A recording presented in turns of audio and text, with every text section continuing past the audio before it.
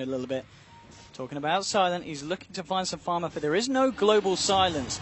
So they've got to be, they're not going to be able to catch him out. He's able to remnant all the way back over. In fact, where's he gone? Where is he? There he is. There he is. Silent, back on his side of the map. Mid lane, bit of a fight going on. Illidan and G moving in onto Resolution, and with the glaive should be able to find themselves another kill. Mega kill streak now for G, with that Atos and 1,200 gold on top of it. I mean, Virtus Pro, they certainly know what they're doing with the silence, and they might even find more. Yoku getting trapped up, snowballed in the charge from Phobos. Another kill now, 18-7. And they're looking for more. Look at this. FNG's there, setting up the third kill. They're going to find a low heart dance. There's going to be a disruption. And now with the Nether Strike can always want to fly. Virtus Pro's perfect communication and team play, catching out 4 heroes over what seemed like a very large distance. But I've got to be honest, at this point, Virtus Pro, they just seem to be in another league compared to Empire. And it's really bizarre, too, right? Because last time these two teams met, Empire actually 2 MVP. So, just goes to show how volatile Dota can be sometimes. We're going to see another charge here top. I'm not sure if he's actually going to let this one go. There is a tier 1 to teleport to. Yeah, it looks like Phobos is going to decide better of it. Doesn't want to try to go too ham there. But, I mean, the Atos pickup for me is perfect. Like, that is the one item that just secures the fact that Silencer can just chase people down. And since you don't need to buy something like Yules to stop TPs, you already have multiple heroes in your team that can do that. You just keep getting kills, especially during daytime. You have that ridiculous vision. The Atos also sets up call down. It's just a sick combination that VP are running right now. Empire, I'm not really sure how long it's going to take for Silent to finish that Battle Fury, but if they want to get themselves on the road back into the game, that's going to be the first step. Like, he needs to start getting some farm. Yeah, the Battle Fury and the Ember, and also another big item that's going to mean a lot for the side is, of course, Yoku's Blink Dagger. Oh, he's actually got 1,500 gold. He might lose it if G wants to go for this. It would be risky. He has global. He can actually kill him. He can kill him, global, and TP out. But there is a tier 1, so maybe he's just trying to get more information. Here we go, straight in. Couple of glaives, global silence, the Rod of Atos drop. He's looking for it. Yep. He's just going to bail. Says he doesn't want a part of it, and yeah, gets out just in time under the cover of the global silence. And only just as well. Looked like it wore off as he was TPing out. But no chance of the disruption there. Yeah, I think if he did it right away, he would have gotten the kill, but he didn't actually see who was sitting in the lane. So he didn't want to risk the idea of, like, just getting counter-ganked and then giving up a kill for an Earthshaker, because that is totally not worth. Right now, he's 9-1. A kill on him would be worth so much to Empire at this point. And I got to hand it to Empire still. They're managing to farm very well. Like, given the circumstances, Silent and Resolution have both managed to maintain a very high level of CS and just overall net worth, considering the fact that they haven't really been able to win too many team fights. I guess the biggest thing for them right now, if they could kind of stabilize, wait it out a bit, stop trying to fight into VP when they clearly have like a huge advantage and global and such, that you could get that Battle Fury going on Silent and maybe look to turn things. Silent just zipping all over the place here, drawing in Phobos and denying him any chance of getting in close range. And just making himself around the map as well. G's going to find Silent here. Ooh, has got that remnant. He just placed out in time before he walked into G. And Virtus Pro just looking to continue to take this top tower, and they'll get it with this push. Illidan there with the extra gold in his pocket. And in the river, though, Lil has been left alone, caught out. And this is going to be a pick-off here for Empire.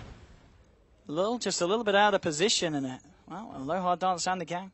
Taking one for the team. 8 for 20, though, still. And Virtus Pro, if we have a look at the graph, it's about a 6,000 lead. It's not a massive lead, but it's a confident one. And one that Virtus Pro have held for, pretty much the majority of this game here.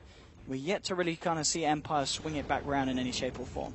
But we also haven't seen their core items come out either. That's the important thing to keep in mind, is that if they can get the BKB on Resolution, that's going to be a huge step. The Blink comes out on Yoku. So now if they can catch out G in an Echo Slam and a good combination with like a Requiem or just any follow-up damage, really, they probably have enough damage on their team to burst him down. Although he is quite tanky right now, almost 1,900 health and 17 stick charges when he's sitting on Strength Treads. So he is pretty beefy. But I think they can kill him if they land a nice soul catcher and throw everything on him. And if that happens, you could look to see Empire actually take a team fight. But the BKB is so important, because if Resolution doesn't have it, he's never going to be able to use Requiem during a team fight. And I think that the way that Giga is going to be using Global is more offensively than defensively. So he's not going to be waiting for Resolution to use Requiem. He's just going to throw it out as soon as Phobos charges in.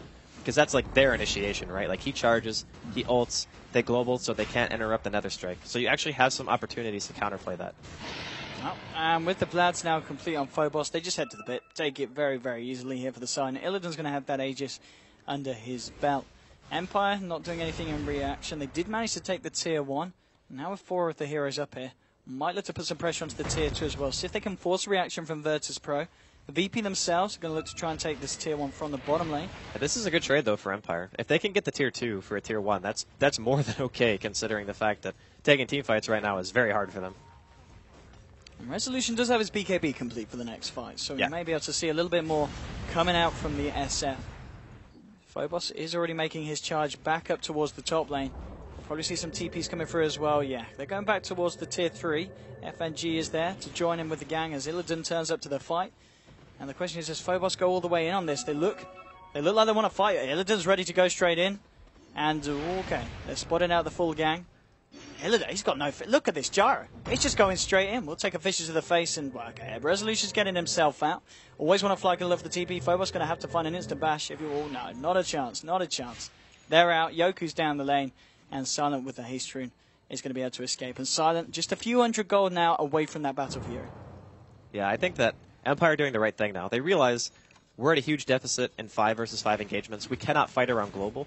We have to wait for more heroes to get BKB. Silent might be even forced to buy like Manta or BKB himself this game if he wants to remain like really safe inside of these fights. Because one silence can just mean death if you're out of position on that hero, because Ember just has like no stacking whatsoever. He is so squishy, especially in these very high damage like AoE teamfight compositions like VP have put together right now. So I'm liking the fact that Empire is starting to split up the map.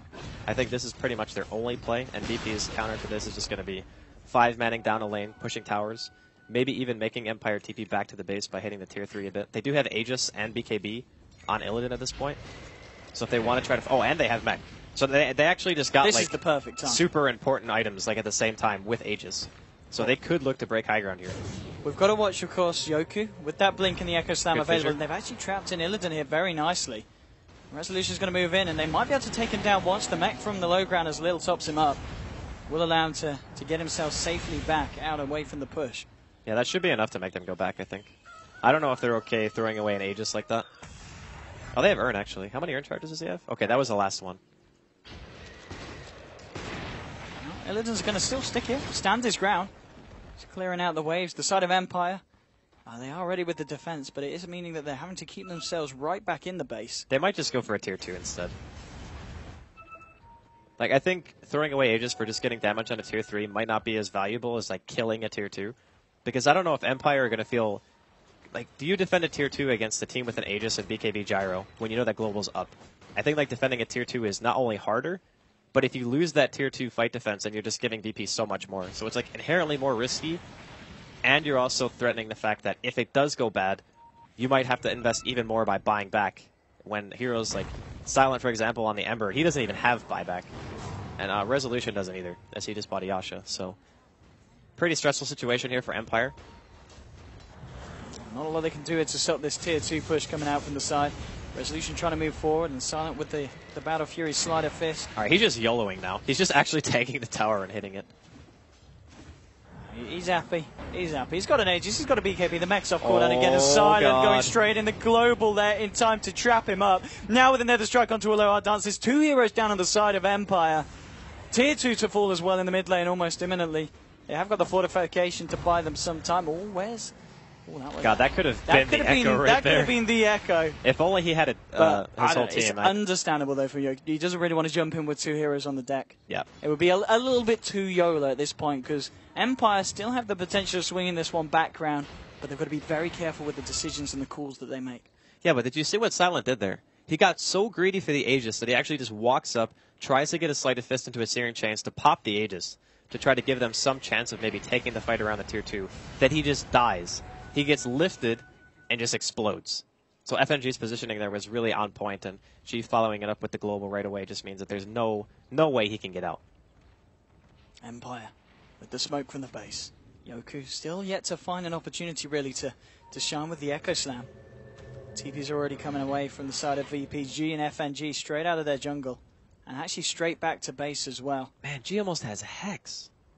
It's 26 minutes in, and he's going to have Hex Atos. Oh, and plus 28 he's on now as well. That is one smart guy right there. This is at 26 minutes in. Okie dokie. Okay, Aegis has now been reclaimed, so... He's actually going to hit so hard.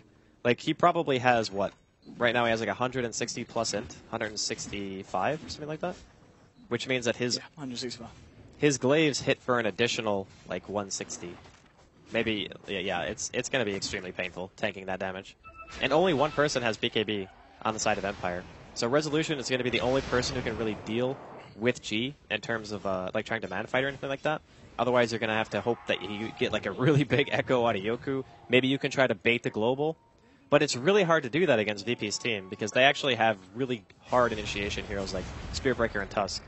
So when they get that charge in and they global on top of it, it's like the fight is started around that and you have no choice. Like you either abandon the heroes or you try to fight it anyway. On the side of Empire, just trying to make themselves make their way around the map, utilize all the lanes that they can here to try and catch up, at least in terms of the farm game. The difference at the moment between the two teams is, I mean, it is 8,000 here, but it hasn't kind of skyrocketed yet for the side of VP, even though the scoreboard, of course, looking a lot flashier. 22 kills against just the 8 that Empire have been able to find so far, 20 minutes into this game. And Lil actually has got the completed Guardian Greaves now on himself on this Tusk. I think a lot of it is not really even just reflected in the net worth.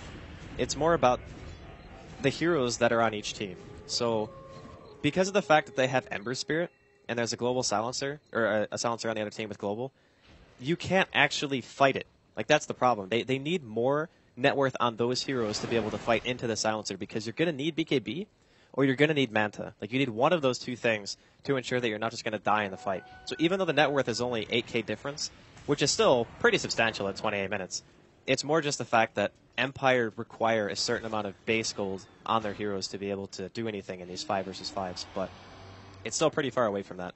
Right now, Silent, he's only got like 1,300 gold right now, in addition to his drums and Battle Fury.